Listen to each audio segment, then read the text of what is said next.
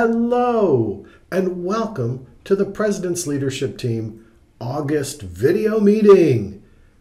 I really want to start with words of appreciation for the wonderful things that we've been able to do, not just in the last few months of a public health crisis, but over the last few years as well. Spoke with the board, senior leadership team. We all feel blessed to have such a great team of people working together for our learners and for our community. And that's how I'd like to start our year together, just by saying thank you. Now, we're up and we're running. Here we are at faculty orientation, a little surreal to be in that room. I remember us being in that room in March and talking about some pretty heavy things. It was good to get that sense of normalcy. And here's some pictures serving our learners in a classroom on our opening day.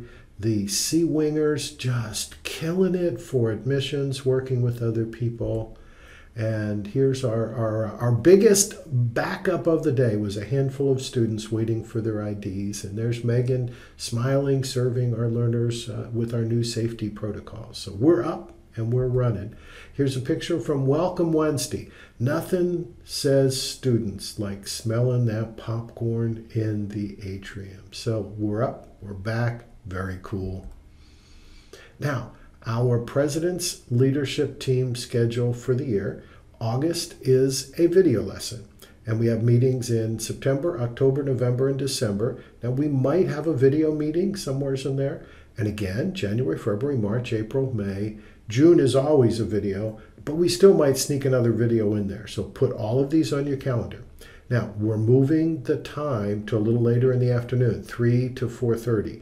And for some of the early reporters, I'll work with you directly on how to do that. There's a couple of ways to make that a little bit easier for you. But this time shift was kind of pushed by the community meetings that 4 or 5 cabinet members have that regularly last till 1:30 in our new engagement model out in the community. So thank you. I do want to shout out to Jim Bellamy, Robin Wilcox for all the great work that we're doing out there. Here's Jim with the NSCC is My Community's College. And another great shout out, as I mentioned, Sea Wingers killing it. The enrollment goals, I really appreciated. You know, we dropped over 100 students and the team got right on that and got many of those students. About half of those were already back with us. So they're already planning away for the schedule second 8-week liftoff. Now, building hours and dress code. We're back. We are back. And so we, in terms of building hours, senior leadership, long discussion. I think we feel Friday afternoon is just not a time when we see many of the public. So we will keep our normal hours through Friday noon and kind of close to the public, a little bit like our summer. And then, but you can talk to your supervisor about your work schedule. Obviously, you don't get shooed out by Michael or Chantel until 4:30 on Friday afternoon. And I did hang a little dress code there. You know, we're back. Got the shirt and tie on. So back to our normal dress code. So you can put the flip flops away now. We're all good. We're good. Some public health news. I'm on weekly phone calls on public health, and first, congrats. I think people have come to us to look at what we're doing. Several places have bought our face scanning machine. I think we're a good advertiser for that. The remote machines, I've been using those every day. Those are pretty powerful. We're letting all students know once they get their ID, they can use the self-check-in. Just in terms of where we are, listening to the expert every week that looks at the data in the Henry County area, the 6-pack as we call it, the 6 counties, we're on a plateau. And the data shows that we go a little yellow, a little orange, occasional, that little leisure time thing, a place I frequented the day before the big outbreak. But our positivity rate is now below 5%. If you look at the case rate of our local counties, when those numbers stay under 2 for a long time, the R0, as they call it, bends down. So we have a good possibility of staying open for quite a while if we are together. And so there is new face covering. I think we've adjusted our face coverings to ask some questions for like essential healthcare workers, testing questions, for example, because they get tested regularly and we don't want them to stay home. But face coverings, a face shield is not enough. And we just ask your cooperation. We're doing our best to stay open as long as we can.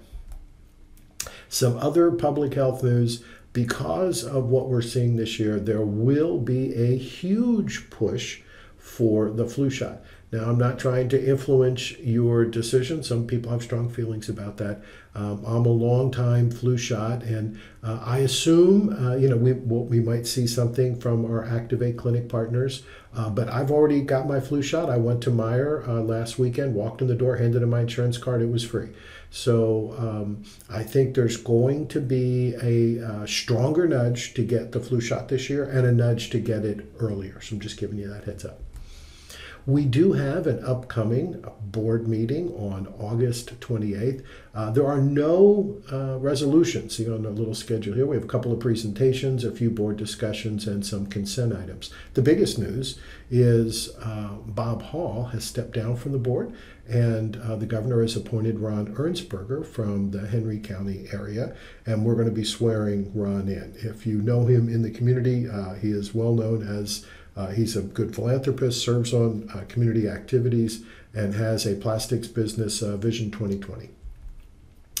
One of the two presentations we're making is on scholarships, and I just really want to hit this point home and hit it hard. When I first arrived, Robin Wilcox presented me with 10 years of data on scholarships and our trend, and the number typically presidents and dean scholars was in the high 60s, 67, 68. And we really need that number to be at 150 because that shows that we're getting selected by the premier students in our area. So Todd and I went to Jason, a lean team was formed with Robin and Amber, a whole group of people worked really hard on this, put the rules in place, and then just really went out and recruited hard. And so we went from mid-high 60s to 125 scholarships. It is an impressive accomplishment. Many of those are College Credit Plus students that we're converting, so that's really good sign for our long-term enrollment. I would also mention that we're offering scholarships for our team sports. So there are currently 3 full-time and 3 part-time scholarships for our new gaming team. And we already have 1 scholarship for EV motor and the racing team. And you can see the robotics team, though they're a little younger, but we're lining them up for scholarships. We're also presenting on the new website, and I've put this in a couple of videos, so newnorthweststate.edu with feedback at website at Northwest State. So I would ask, if you've not done it already, please check out the new website. I know I went there and made kind of a few suggestions I think they're taking into play. And the pictured person here is Anna Rose. And Anna's one of our graduates, part of Project Allure. She is actually going to present it to the board. So I just here's one of our students who is now earning money by working on our website and then presenting it to the board. Could it be any better? Some granting news. This is pretty spectacular stuff. We got a major new grant, and that's the TRIO grant. And to be very honest, it's very hard to get new TRIO funding. We scored 100 on the grant. It's the only reason we got it is we got a perfect score. And that tells you a lot about the grants team and how they're working together. What's important about the TRIO grant that I want to emphasize is that we're only eligible for the TRIO grant because we serve Lucas and Wood counties and can include those demographics to create the eligibility that we need. So when we look at Title III, which is a similar grant, it again is because of the work we do in more highly underserved areas. And that track record of doing that work is what gives us the eligibility. So all the work we've done on guided pathways and counseling that every student benefits from is in part because we've taken that kind of service mentality to other places and use that to kind of help us. So TRIO is going to be a good example of that, a very good program. The Ohio Department of Higher Education now has a second round of CARES money. about 300,000, I think is what we'll see, or 234, excuse me, 234,000. The Department of Education is going to give us an allotment for our 22 adult program. That's with Sarah and another member of the grants team and work we've done there. And an Institute of Museum and Library Services Imagination Station in Toledo. So this is federal and state new funds. Just shows that this is the new model of how we kind of get things done. I also want to mention a few of our partnerships. I'm not the only one here. I'm a terrible golfer, but I was out in the Swanton with a couple of our alums from Automatic Feed, so I really appreciate it. It was first day of class, came in and then shot out there. This past Friday night, I was in Toledo. We were at a banquet facility with 55 plus new graduates in the Toledo JATC program.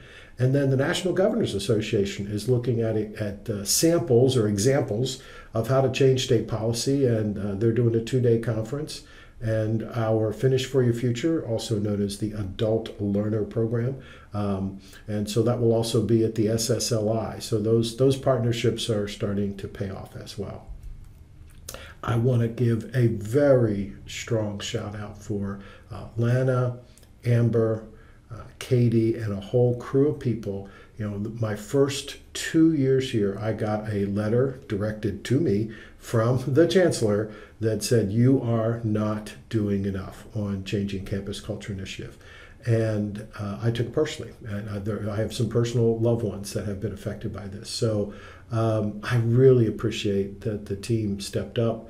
I went to one of the meetings and talked to Carrie Solar, and man, we just really stepped up to the plate here. So last Friday night, got a letter from the chancellor.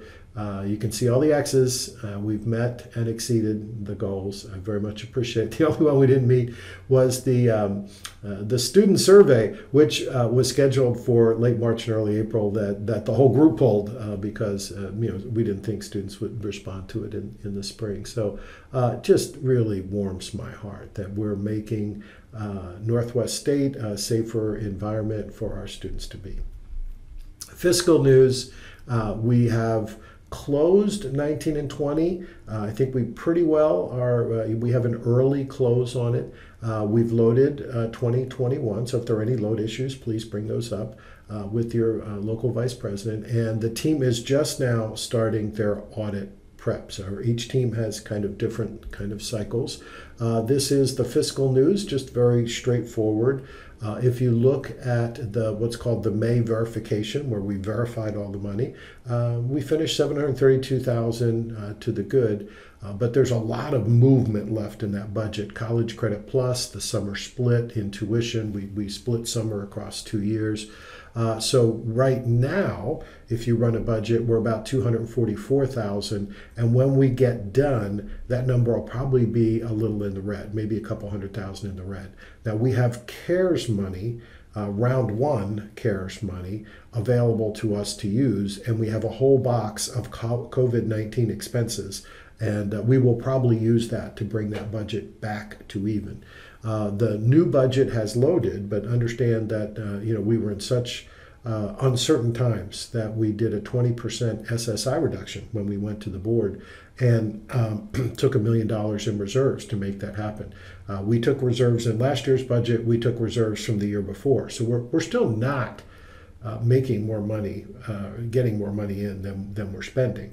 But we are headed in the right direction. And so we'll go back to the board in August, and I think we can give them the reserves back. I think the way it's going to work out. So the news is quite good, but it takes a long time for these enrollment growths to kind of catch up in the SSI and start to build a longer term fiscal stability. So if, simple messages. Number one, we still spend more money than we take in, but we're making investments that are turning enrollment long term, which we really think is the future of the institution.